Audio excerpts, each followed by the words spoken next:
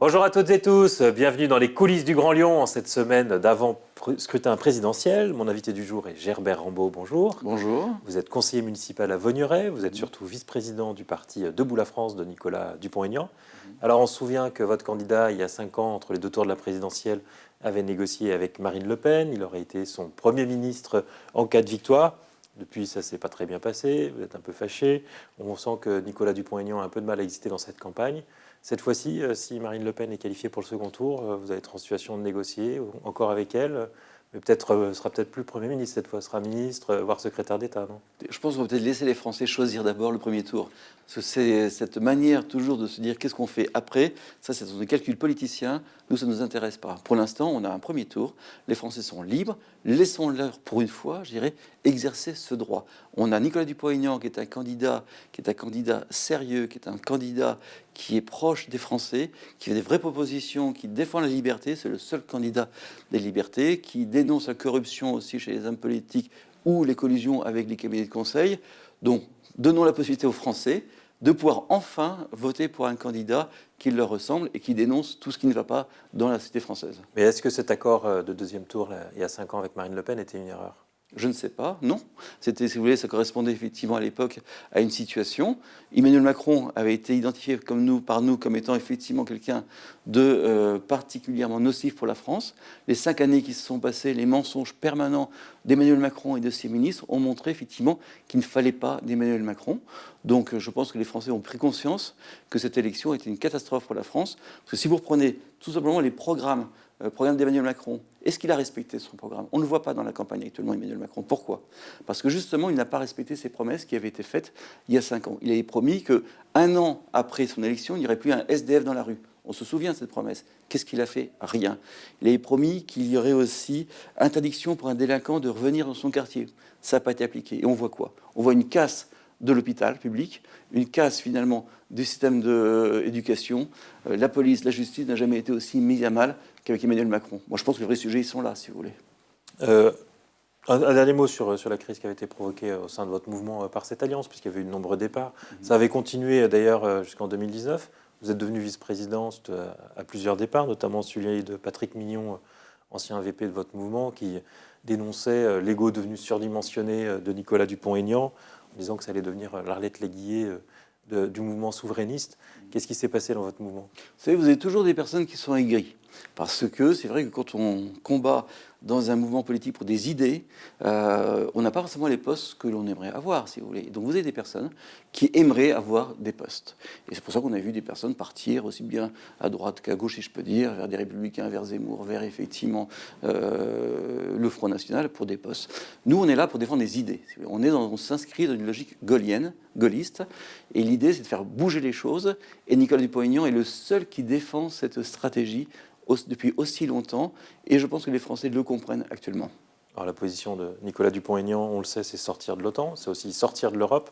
Est-ce que ce n'est pas une position qui est difficile à faire entendre avec la guerre en Ukraine? Alors, sortir de l'OTAN, je pense que les Français ont bien compris que ce système qui a été effectivement remis en place par Nicolas Sarkozy est une folie pour l'indépendance de la France. C'est-à-dire que maintenant, on n'a plus d'autres mots à dire, et même pire, c'est-à-dire qu'on voit maintenant les différents pays européens acheter de l'armement américain sous prétexte qu'ils sont dans l'OTAN. C'est-à-dire que vous avez vu les Allemands, au lieu d'acheter les Rafales français, ont acheté les F-35 américains. Donc l'OTAN est effectivement une catastrophe pour l'indépendance de la France, pour la liberté de la France. Maintenant, l'Union européenne, on n'a jamais dit... Il y a plutôt plus de pays qui ont envie d'adhérer à l'OTAN aujourd'hui avec l'attaque de la Russie en Ukraine que l'inverse. Pour les intérêts américains qui, effectivement, subventionnent après ces différents pays. Bon. Et je pense qu'au contraire, la France s'honorerait à avoir une voix libre, indépendante, et qui pourrait peut-être permettre à ce moment-là aux uns et aux autres de parler ensemble. Israël tente de le faire, et la France n'existe plus à ce niveau-là. En revanche, au niveau de l'Union européenne, on n'a jamais été anti-européen.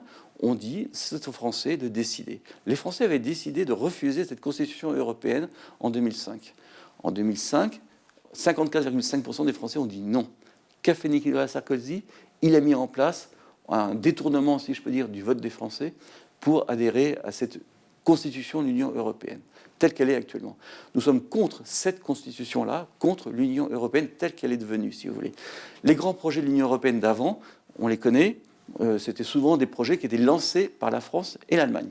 C'était effectivement Airbus, l'Arianespace, la politique spatiale. Et là, actuellement, que l'Union européenne a proposé depuis 20 ans? Rien. Aucun grand projet. Donc clairement, une Union européenne qui est soumise à quoi? Au lobby. Quand vous regardez Ursula von der Leyen, je pense que vous pouvez voir très facilement quels sont les niveaux, je dirais, de soumission qu'elle peut avoir vis-à-vis des Américains. Ça, c'est inacceptable. Donc nous, les Français décideront, on fera un référendum, ils veulent rester ou ils ne veulent pas rester. Est-ce qu'on peut refonder l'Union européenne que nous rêverions, qui est une Union européenne des patries, des nations, des peuples, on l'appelle comme on veut, mais qui respecte l'indépendance et qui permette d'enrichir la totalité de ces pays-là? Je reviens sur la guerre en Ukraine. Votre candidat estime que les sanctions contre la Russie sont disproportionnées, donc il promet d'arrêter toutes ces sanctions. Il estime aussi qu'il ne faut pas envoyer d'armes aux Ukrainiens pour qu'ils puissent se défendre. Ce dont ils ont besoin, dit-il, c'est d'un plan de paix. On a envie de vous dire, ben voyons, comme dirait Éric Zemmour. Écoutez, sauf que ça fait maintenant depuis 8 ans qu'il le dit. Ça fait 8 ans que l'Allemagne ne respecte pas les accords de Minsk qui ont été signés. Ça fait 8 ans que la France ne fait pas respecter aussi ces accords de Minsk, alors qu'elle était garante de ces accords. Ça fait 8 ans que l'Amérique laisse cette situation pourrir. Ça fait 8 ans que l'Ukraine ne respecte pas les accords. Et après, on s'étonne de la situation dans laquelle on est. Donc nous, on a toujours dit, il est inacceptable. Donc les Russes ont eu raison d'attaquer. C'est ce que j'allais dire. Il est toujours inacceptable d'attaquer effectivement un pays. Donc ça, la Russie est dans une situation qu'on ne peut pas défendre parce que c'est inacceptable son attitude. Il faut aussi comprendre, mais il faut aussi comprendre pourquoi on en est là. Parce que si on refuse de comprendre la situation, comment voulez-vous trouver une situation de paix? Parce que là, je vois tout le monde est en train effectivement de dire c'est à moi qui est le plus fort, j'ai le plus de sanctions possibles effectivement. Mais qu'est-ce que l'on va faire?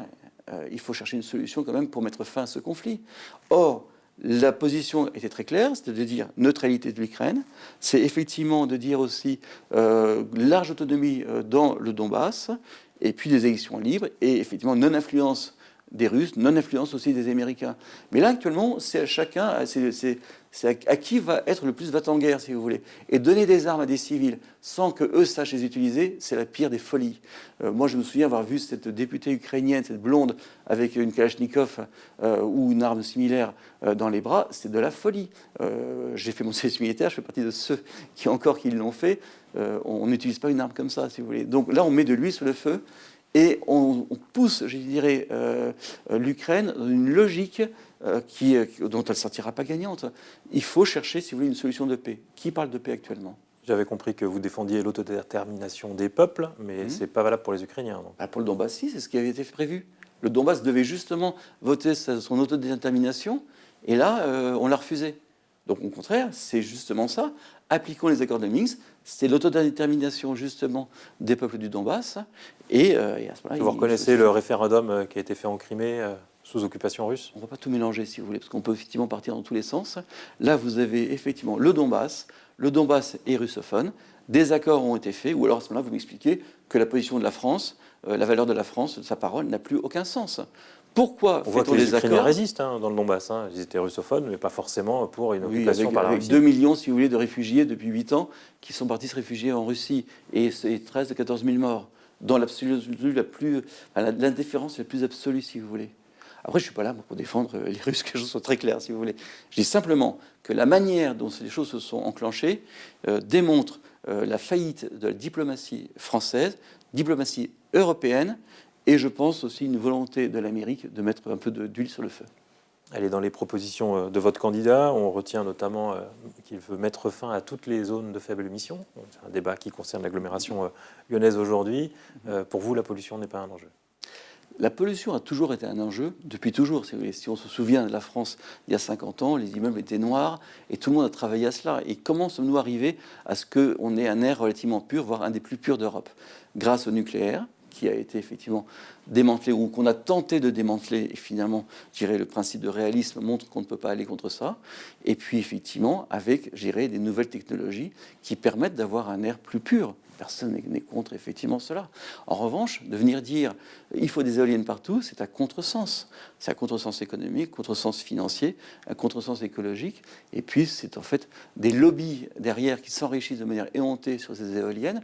Vous avez les plus grandes sociétés qui ont fait ça en quelques années, sont devenues des sociétés richissimes, qui montrent bien qu'on est sur un marché qui est totalement faussé par idéologie. Moi, je préférerais qu'on travaille sur le solaire, sur la marée, sur les barrages, sur le nucléaire nucléaire propre, sur le thorium, parce que ça, c'est des vraies voies d'avenir, sur le MOX qui permet de réduire aussi les déchets du nucléaire. Tous ces vrais sujets-là sont là pour qu'effectivement on ait un air le plus pur possible. Et on ne peut que souhaiter de vivre dans un pays sans pollution. Gerbert Rambaud, je vous remercie. Et puis moi, je vous dis à demain pour une nouvelle émission des coulisses du Grand Lyon.